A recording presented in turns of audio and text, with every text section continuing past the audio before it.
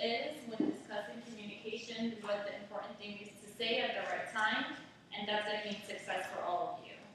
And that's with your team members. But more importantly than communicating with your team members, when you're hosting a webinar, you need to be communicating effectively with the audience in front of you. So if you go to page 9, there's communicating with your audience checklist. I just had 6 checklist points here for you all to read. And this is really going to help you when you're hosting your webinar for you to communicate with your audience.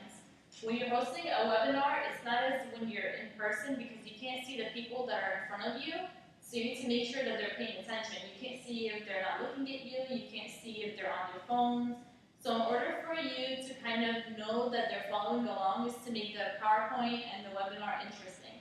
And those 6 tips begin with opening with a grabber or a comment. That means you need to grab your audience attention from the start. If you don't grab their attention from the beginning, you're going to lose them. It's going to be really hard for you to grab their attention during the middle of the PowerPoint when you really need them to listen. The second point is introducing yourself. The audience wants to know that the person that's giving them information is credible and they know what they're talking about. So when you introduce yourself and let them know your role and how you're going to be communicating to them about the subject, they're going to believe you because they know that you know what you're saying is right.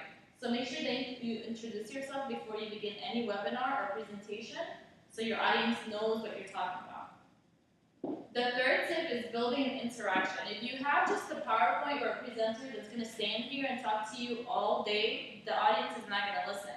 They want to be interactive. They want you to give them activities. They want to see pictures and videos so they can have their mind active at all times. They don't want to just hear a PowerPoint all the time. The fourth item is use effective pauses. You need to make sure that when a slide finishes, you're pausing. You're not just going on and on and on. You need to make sure that your audience is paying attention and that they know when the topic begins and when the topic ends. So pause when you need to, when it's necessary, and when you feel like you're losing your audience.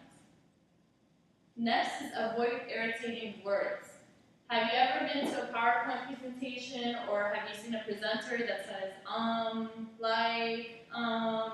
do you know what I'm saying? That kind of gets into the audience head, and if you say it repetitively, that's all the audience is going to be paying attention to. They're going to be counting how many you say. They're going to wait for you to say, do you know what I'm saying? So make sure you don't say any of those irrelevant words. You need to look at this list.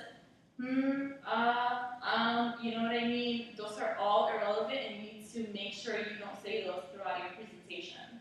It's going to get really distractive towards the audience.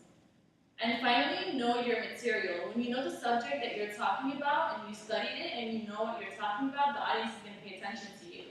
When you don't know what you're talking about, they don't want to listen. They know you're not credible, they know you don't know your material, and they don't want to hear it. So make sure you study, you practice, and you know what you're talking about.